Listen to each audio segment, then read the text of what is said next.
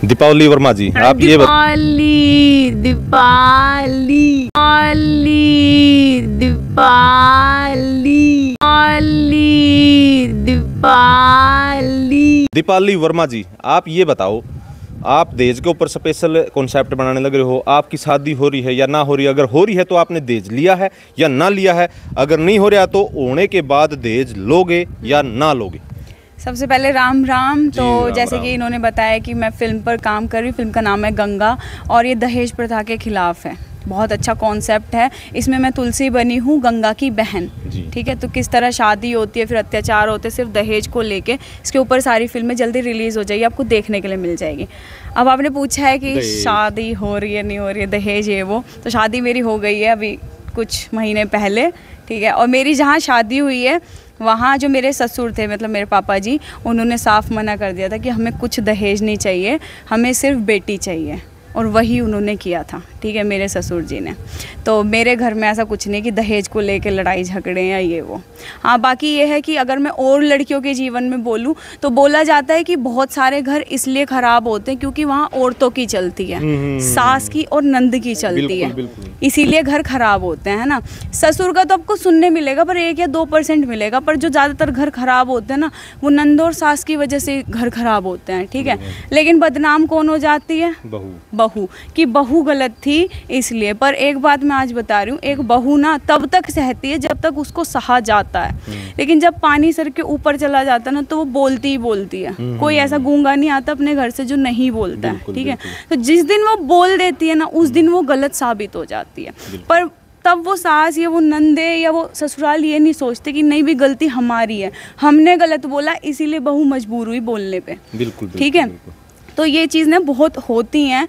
तो मैं यही बोलना चाहती हूँ कि पहले ना अपने आप को सुधारो। अगर तुम किसी का बच्चा लेके आ रहे हो ना अपने ससुराल, अपने घर, तो उस बच्चे को ना ये सोचो कि वो किसी का बच्चा जिसको तुम लेके आए हो, तो उसको उतना ही प्यार दो जितना तुम खुद की बेटियों को करते हो, है ना। जितना तुम खुद के परिवार में प्यार रखते हो ना उतना ही उस बच्चे को भी चाहिए होता है। और उसके साथ जो आप ताने कसते हो, जो भी गलत बोलते हो, तो वो चीज़ें देखो गलत है कहीं ना कहीं, है ना। और मैं ये नहीं बोल रही कि मैं दहेज के ऊपर फिल्म कर रही हूँ तो ये चीज़ें दहेज को लेके ही होती हैं।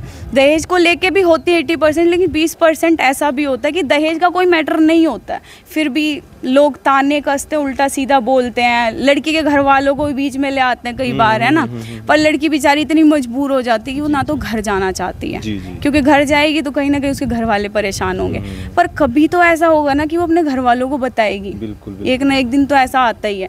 बस वो जो एक दिन आता है ना जब वो अपने घर वालों को बताती है, वहाँ ससुराल वाले ठहरा देते हैं गलत कि भाई इसके तो घर वाले बीच में आते थे इसलिए घर टूटा है।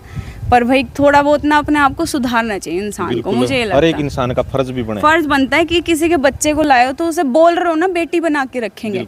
मैं कह रही हूँ तुम सास मत बनो, तुम माँ मत बनो, तुम एक इंसान बन जाओ बस। जिस दिन एक इंसान बन गए ना, मुझे नहीं लगता कि इंसान बनने के बाद कोई दूसरी लड़की को, दूसरे इंसान को परेशान कर पाएगा, है ना। दीपाली जी, कितने पढ़े लिखे हो आप?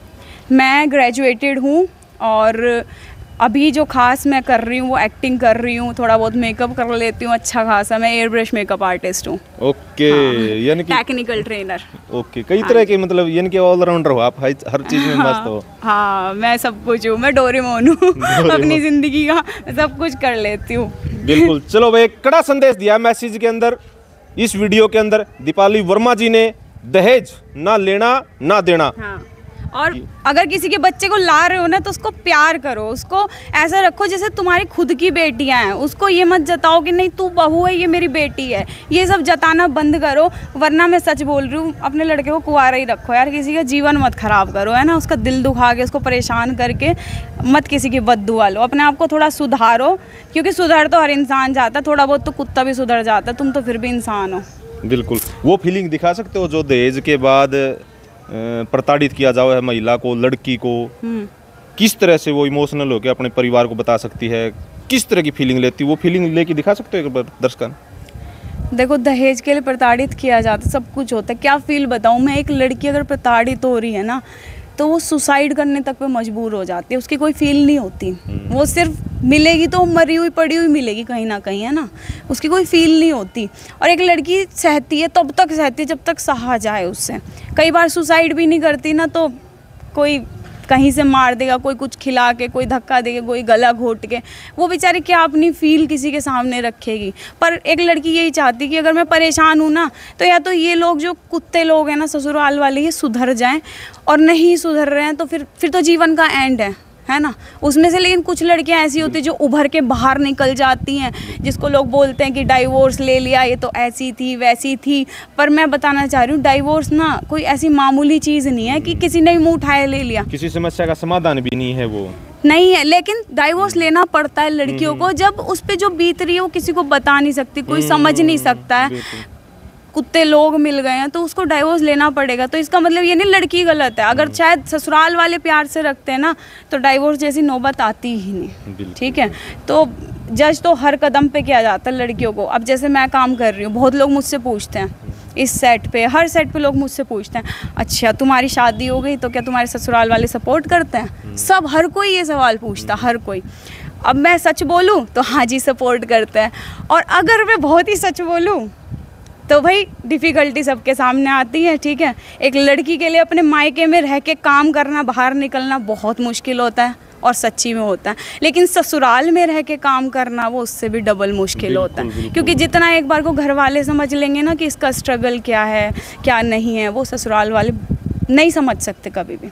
पर टचवुड आई एम ब्लेस्ड कि मुझे मेरा ऐसा हस्बैंड मिला है जो कहता है कि मुझे पता है तू कितनी मेहनत कर रही है, तू कितना स्ट्रगल किया है तुमने अपने करियर के लिए, कोई समझे ना समझे ना, मैं तेरे साथ खड़ा हूँ, तू कर जो तुझे करना है बस। और मुझे पता है कि अगर मेरा हस्बैंड मेरे साथ है ना, किसी की हिम्मत नहीं है कि मेरी तरफ एक उंगली उठा के ये बोल दे कि नहीं तू काम छोड़ेगी, तू घर बैठ।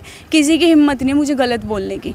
बहुत सारे घर खराब होते, बोलते सास की गलती थी, पर मैं सच बताऊँ आज, अगर एक लड़का अच्छा होगा ना, वो सास लाख गलत हो, कभी भी उसका घर खराब नहीं हो, क्योंकि पति उसके साथ है। बिल्कुल, बिल्कुल। है ना, तो वही बात है, पति साथ है तो किसी में हिम्मत नहीं है कि बहू को परेशान कर दे, उसकी नाक में दम कर दे।